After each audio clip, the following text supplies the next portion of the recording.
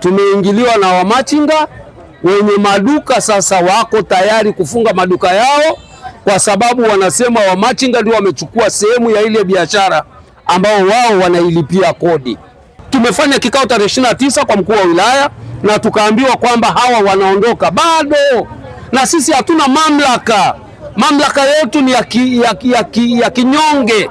Unyonge wetu ni kufunga tu duka, hatuna kitu kingine.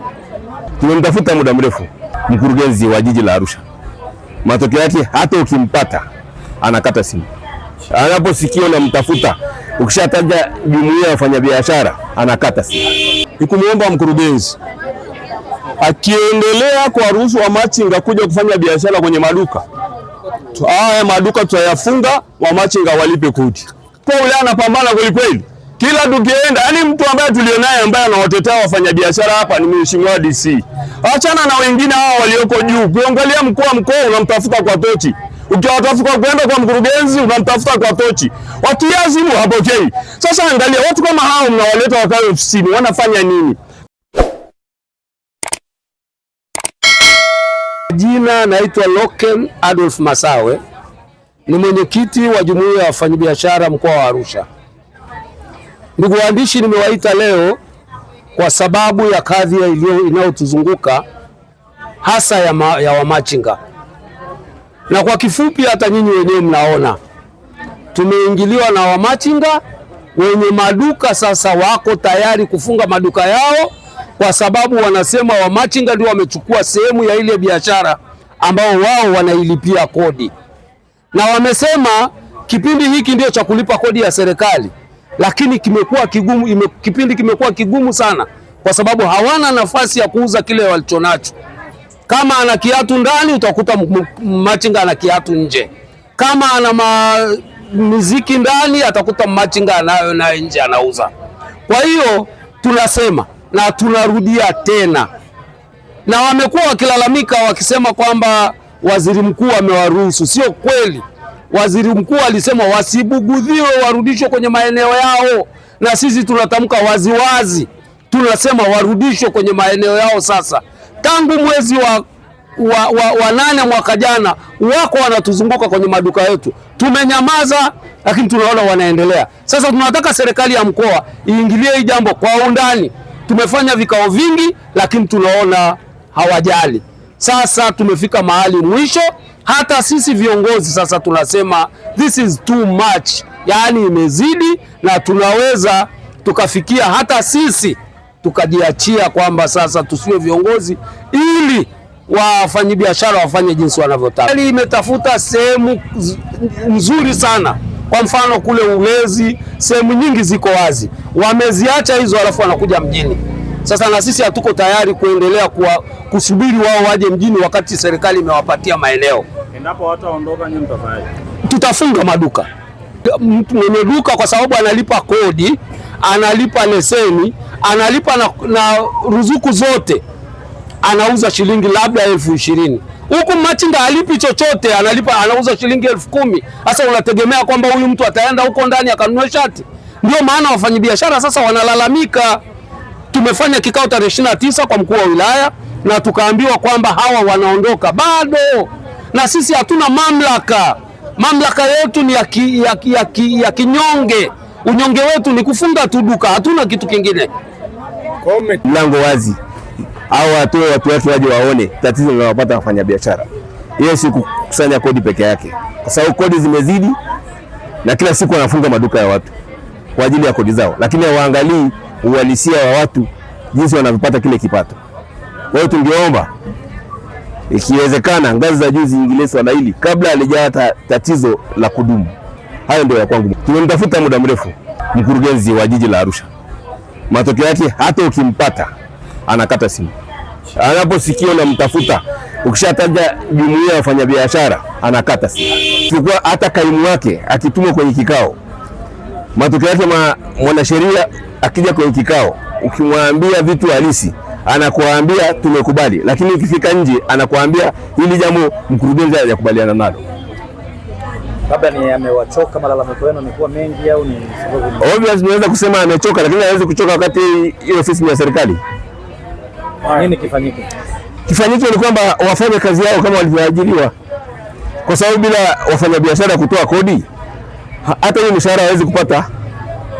Naomba nikumuomba mkurugenzi akiendelea kuwaruhusu wamachinga kuja kufanya biashara kwenye maduka, haya maduka tutayafunga, wamachinga walipe kodi, kwa sababu wamachinga tayari wana sehemu yao ya kufanyia biashara, sio ya kutafuta, walikuwa nayo.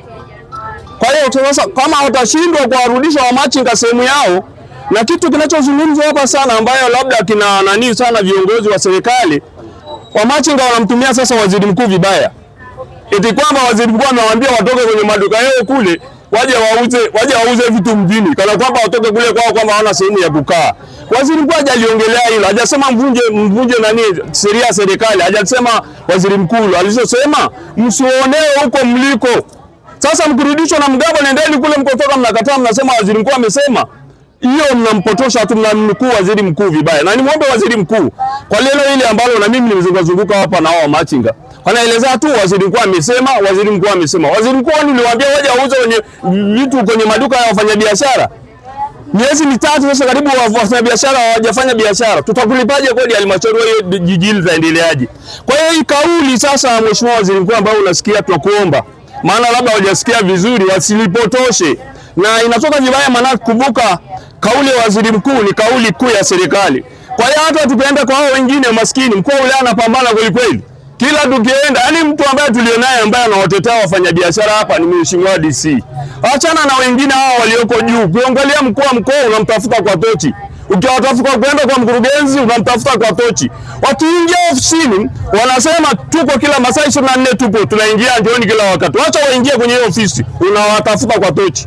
Sio kwamba watufuate, tunawafuata sisi, lakini hatupati nafasi ya kuongea nao. Sasa viongozi kama hao ambayo wameletwa kwa ajili ya wananchi na hawataki kuunga wafanyabiashara mkono, hao watu wanakuelezea matatizo yao, ukimpigia simu hapokei. Sasa angalia watu kama hao mnawaleta wakae ofisini, wanafanya nini? Kama hawezi kuwasikiliza kero za wananchi, waziri mkuu anasema mkawafuate wananchi shida na kero zao. Sio kuwafuata sasa waziri mkuu, sisi ndio tunaenda na hatuwapati. Unaona? Sio sisi ndio tunaenda moja na kuwafuata, hatuwapati sisi, licha ya kutufuata wao. Kwa hiyo nikuombe mheshimiwa waziri mkuu, wafanyabiashara kwa sehemu kubwa ndio walipa kodi wa nchi hii, na nchi haiwezi kuendelezwa bila kodi. Sasa nitashangaa kama watu watakaa ambao walipi kodi na wafanyabiashara wasilipe kodi, sijui maendeleo ya nchi itakwendaje. Lakini kuombe sana, kwa sababu mheshimiwa mkuu wa nchi na waziri mkuu mtendaji, hao viongozi wakubwa mnawaleta, kwanza wanataka kudhamini jumuiya ya wafanyabiashara, wanataka kodi kwao, na ndio wa kwanza kusema Arusha imekuwa wa pili, lakini washughulikia kero za wafanyabiashara hakuna. Sasa watu wa namna hii tutawafanyaje?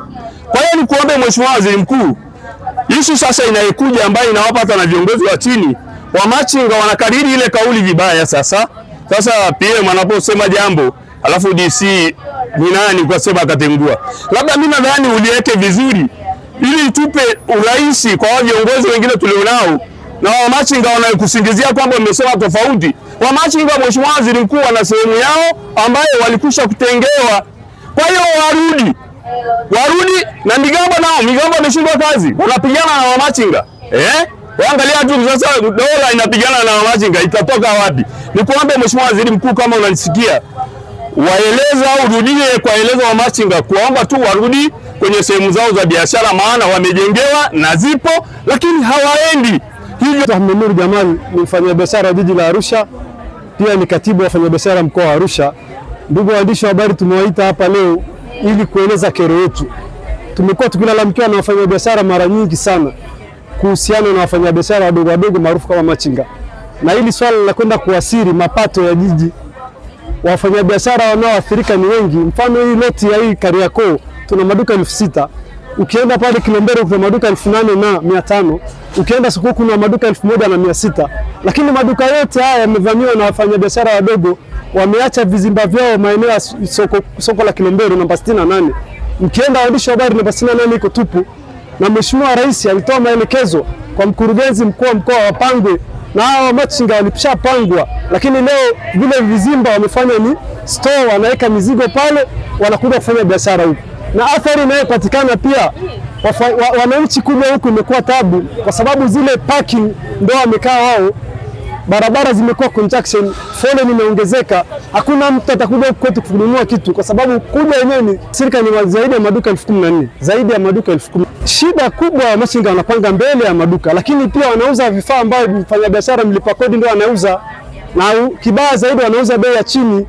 Hakuna Mtanzania atakwenda kununua dukani kwa sababu bidhaa iko chini rahisi.